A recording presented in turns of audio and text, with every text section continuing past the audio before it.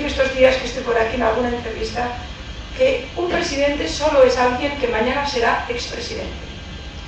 Y un intendente solo es alguien, y perdónenme, que mañana será exintendente. Y un ministro es alguien que mañana será exministro. Eso es un honor, sin duda. Servir a tu pueblo, a tu país, servirlo decentemente, es un honor si no se convierte en una forma de vida o una concepción absolutamente mesiánica y caciquil de la sociedad. Es decir, lo que yo le llamo el síndrome del coche oficial. Un político solo es alguien que algún día tendrá síndrome de coche oficial. Sin embargo, cuando las sociedades lo miran de forma servil y esos líderes políticos se convierten en entidades que están por encima de las instituciones y las salvan incluso de su propia miseria, y sin ellos no existiría la democracia o la institución, entonces la democracia tiene un problema muy serio con su solvencia. Es democracia de baja calidad. De manera que aquí en Latinoamérica, pero no solo, tengo que decirles que en una reflexión genérica sobre la relación entre la ciudadana y la política, lo fundamental es entender que el político solo es un gestor de lo público. Un gestor, no es un salvador de la patria, no es un mesías, no es un cacique, es un gestor de lo público, que algún día volverá a su trabajo natural, que sin ninguna duda tiene que ser otro. Lo segundo es que esa relación de la sociedad civil con el poder tiene que estar amparada en una profunda y seria libertad de expresión. Tema fundamental sin el cual no hay democracias solventes. Y aquí sí que aterrizo solo un poquito en la política argentina. A mí me sorprende como ciudadana extranjera, en España hay otras miserias, pero esta no la tenemos. Que alguien pueda llegar a ser un importante ministro o dirigente político, incluso candidato, y no haber hecho nunca una rueda de prensa. Porque la información es un bien público. Y por tanto, quien detenga la información es el ciudadano. Y, evidentemente, ese cuarto poder que representa el periodismo. No la detenga el político. Porque al político se le otorga el cargo. Se le otorga, no se le da. Y mañana, si hace falta, se le quita. Por ejemplo, yo me atrevo a decir que ustedes en ese puntito tienen un serio problema con su democracia. Pero no porque un político, un representante o un cargo decida que esta pregunta no toca, esta no me la vas a hacer, pásame las preguntas antes, o no des rueda de prensa. No, el problema es la clase periodista que lo permite. El problema es una sociedad donde es normal este tipo de actitudes. Y eso tiene que ver con la solvencia de la democracia. Perdónenme. Y no quiero mirar a ningún lado porque realmente no hablo de política argentina en lo concreto. Pero en lo genérico sí. Si en España les pongo un ejemplo para aterrizar, un representante político de derecha, de izquierdas, de centro o que baile jotas, es igual, decide que para llegar a algún cargo él no da entrevistas a quien no quiere o no da ruedas de prensa, lo masacramos públicamente. No se lo permitimos. Eso es fundamental.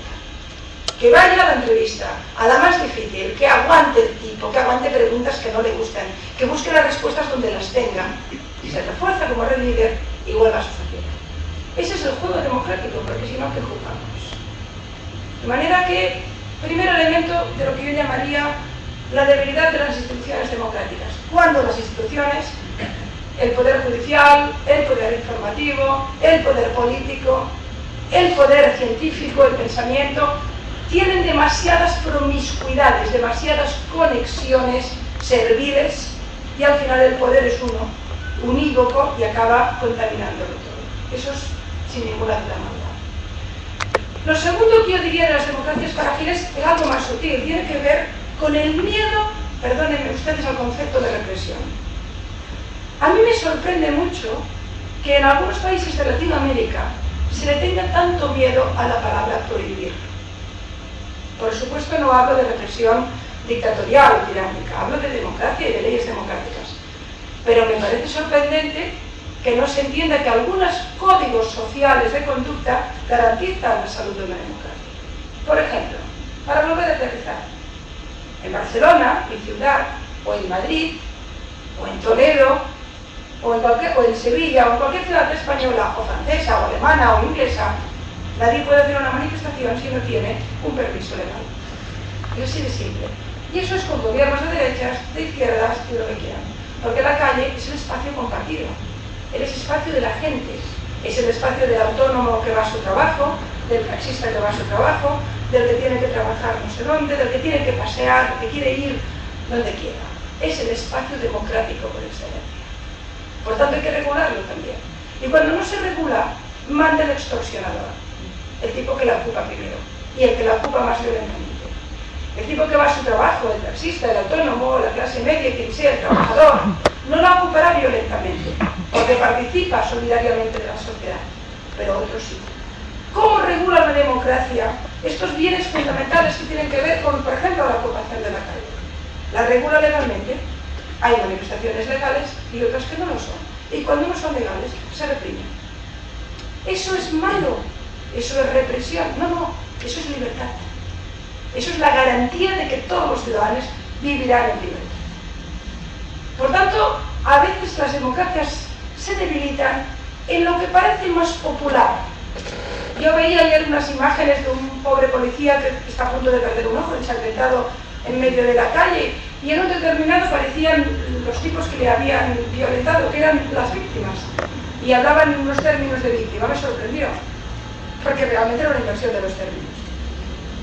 Y por supuesto hablaban el nombre del pueblo, pero no sé qué pueblo, porque no sé si los identificábamos a todos. Mal vamos cuando surgen de las esquinas de nuestras sociedades gente que nos quiere salvar a nosotros. No se dejen. Lo que nos tiene que salvar es el marco legal que de alguna forma nos ampara globalmente.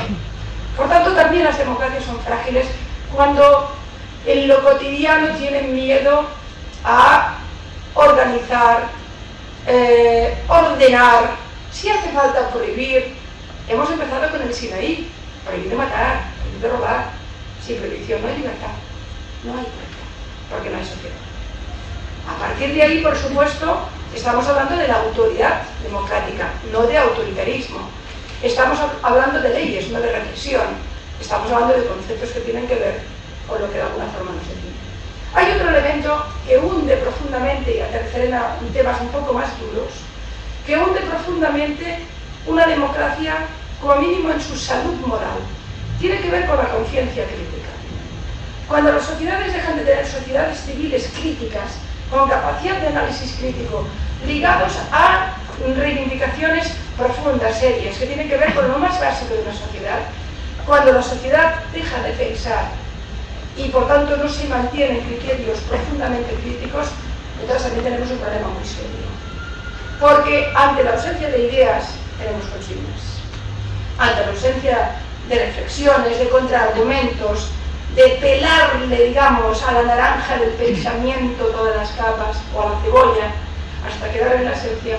Si esto no lo hacemos, lo que tenemos son la gente que más grita, la que tiene la palabra más sonora o más ruidosa, o el tipo que promete más y mejor, y que por supuesto nada cumple. Sociedades críticas.